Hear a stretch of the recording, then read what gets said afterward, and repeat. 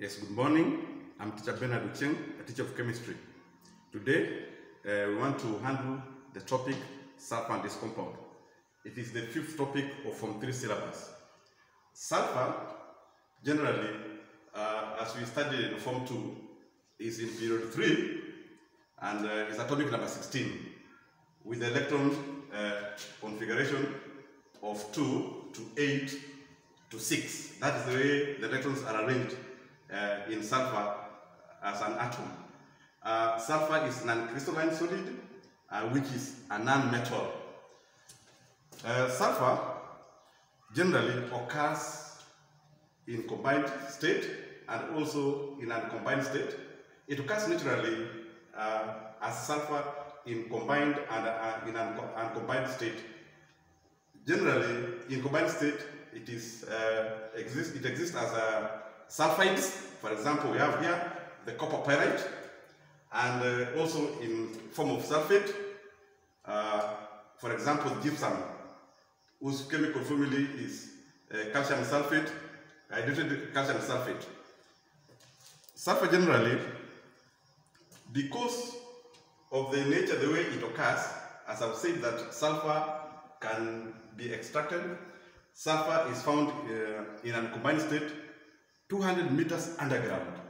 And funnily enough, the areas where the sulfur is found, the sand is always, the soil is always a bit sandy and a bit of clay, and this makes sulfur hard to extract by using ordinary digging or using the adits, because the soil can collapse on those who are extracting it.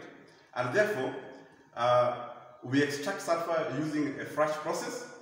Generally, Frasch process uses 3 concentric pipes and is based on 2 properties of sulfur, because sulfur has a low melting point and also has a low density. Now it's very easy to use the concentric pipes. Remember, it is 200 meters deep under the ground. That's where sulfur deposit is obtained. This is what we call Frasch process, the 3 concentric pipes.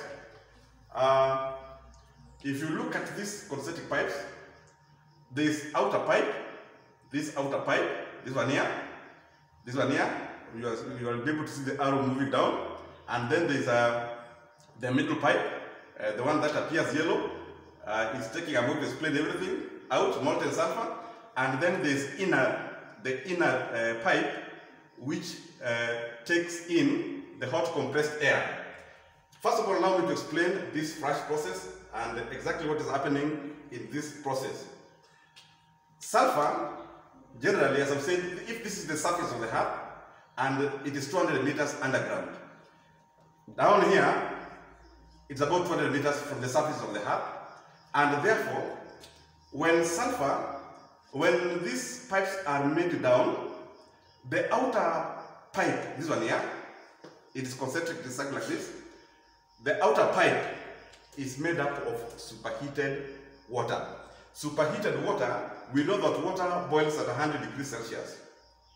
And when it is heated to around 170, it follows therefore that this water, it must be in gaseous state.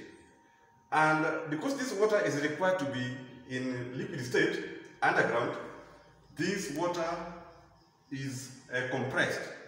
It is forced down the outer concentric pipe using a pressure of 10 atmosphere. That pressure of 10 atmosphere makes this superheated water to appear in liquid state, to be in liquid state. Remember, it is 170.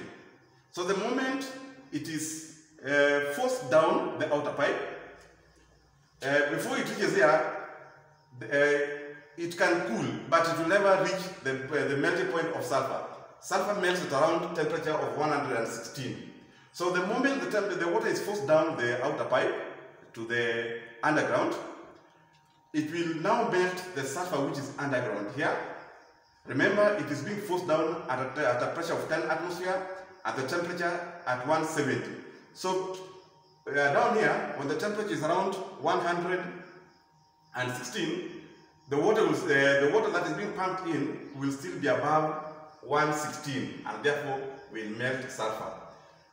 And then there is also hot compressed air coming in from the middle pipe.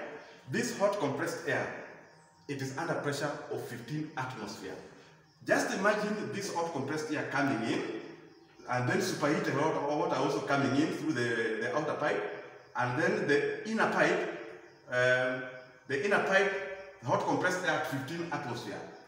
When they reach here, where the sulfur is deposited, already the superheated water shall have melted the sulfur, shall have made the sulfur to be in molten state, and this hot compressed air will aerate the sulfur and then ensure that the sulfur that is already in molten state is forced through the middle pipe. The yellow part, the middle pipe, the yellow part shows the way sulfur is now coming out. This sulfur is then taken to the tank. This is what we call the tank. This tank is where now the sulfur is deposited. Sulfur obtained this way is about 99%, about 99.5% pure. As I've said, that the outer concentric pipe is composed of superheated water, as you can see, and the pressure of 10 atmosphere. And then it is composed of superheated water, which remains in liquid state given the pressure that it has. And then we have the superheated water, we have hot compressed air at a pressure of 15 atmosphere. It's forced through the innermost pipe, and it aerates the molten sulfur, which form the froths, and because of the high pressure, it forces the molten sulfur through the middle pipe, as I've explained. And then, generally, we have different forms of sulfur. Sulfur, as I've said, it exists in two crystalline forms. We have two allotropes of sulfur. Remember, allotropy is the existence of an element in more than one form with the same physical state. Here we have two crystalline forms of sulfur. The rhombic sulfur, sometimes we call it octahedral sulfur, sometimes we refer to it as alpha sulfur. We also have monoclinic sulfur. Monoclinic sulfur, sometimes we call it prismatic sulfur, and sometimes we call it beta sulfur. We also have other forms of sulfur which are non-crystalline. These non-crystalline forms of sulfur include plastic sulfur. Plastic sulfur is formed when sulfur is heated until it boils, and then it is poured into cold water. We are going to see how plastic sulfur is being formed. And we also have amorphous sulfur. Amorphous sulfur is another form of a non-crystalline form of sulfur, and it is formed, we have amorphous sulfur particularly obtained from saturating. If you saturate distilled water using hydrogen sulfide gas in water, it forms, and then you expose it to air. A powder of sulfur is being formed. And then we also have the colloidal sulfur, which is prepared by reaction of dilute hydrochloric acid with dilute sodium thiosulfate. I have with me here the two, let me start with the sodium thiosulfate. I have with me two chemicals here. This is hydrochloric acid, and this is sodium thiosulfate. How is the last colloidal sulfur is being formed? If you look at this, the reaction, this is the acid, hydrochloric acid, and then allow me to pour sodium thiosulfate and then give it time for the reaction to occur. If you look at this, you will see that there's some milk, kind of like a milky, kind of a chemical that is being formed. This is due to formation of sulfur. When sodium thiosulfate reacts with the hydrochloric acid, four things are being formed. One of them is sodium chloride.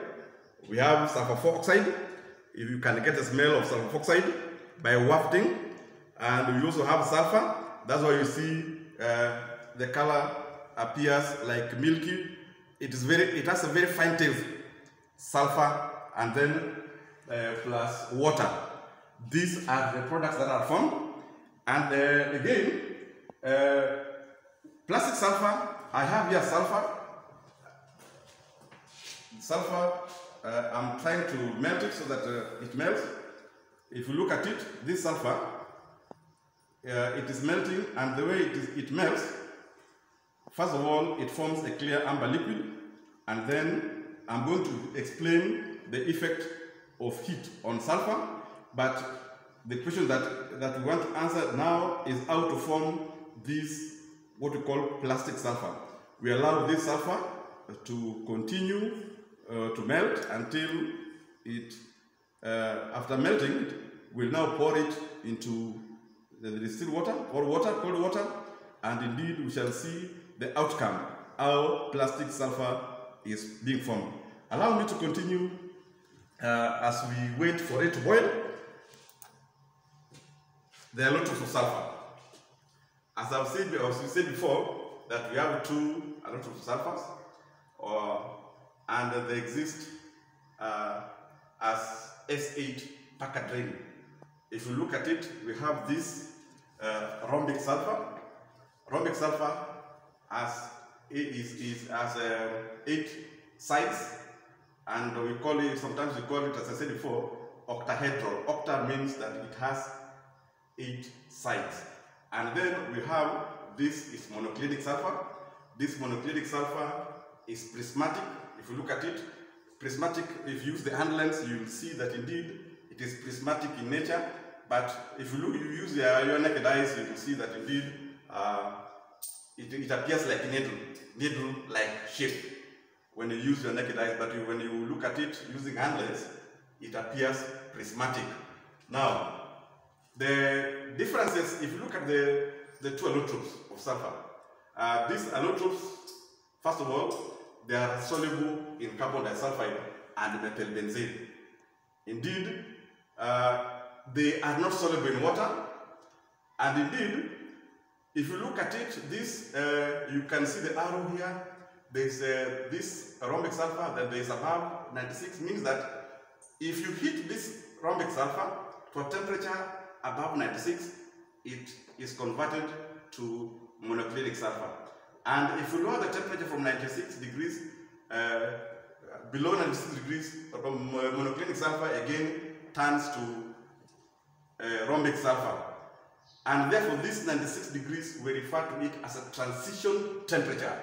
And this transition temperature generally is a temperature at which one allotrope changes to the other. That is what we call a transition temperature. So, if you have the transition temperature in sulfur, in allotrope sulfur, you just say 96 degrees, because it is a temperature in which rhombic turns to monoclinic, and at the same time, if you lower the temperature, again monoclinic turns to rhombic at a temperature below 96. This one here, the arrow here, this one should be above 96, and then this one there should be below 96. I hope that correction is made. And then, if you look at the differences between rhombic sulfur and monoclinic sulfur, rhombic sulfur generally, as I've said, it is octahedral in shape.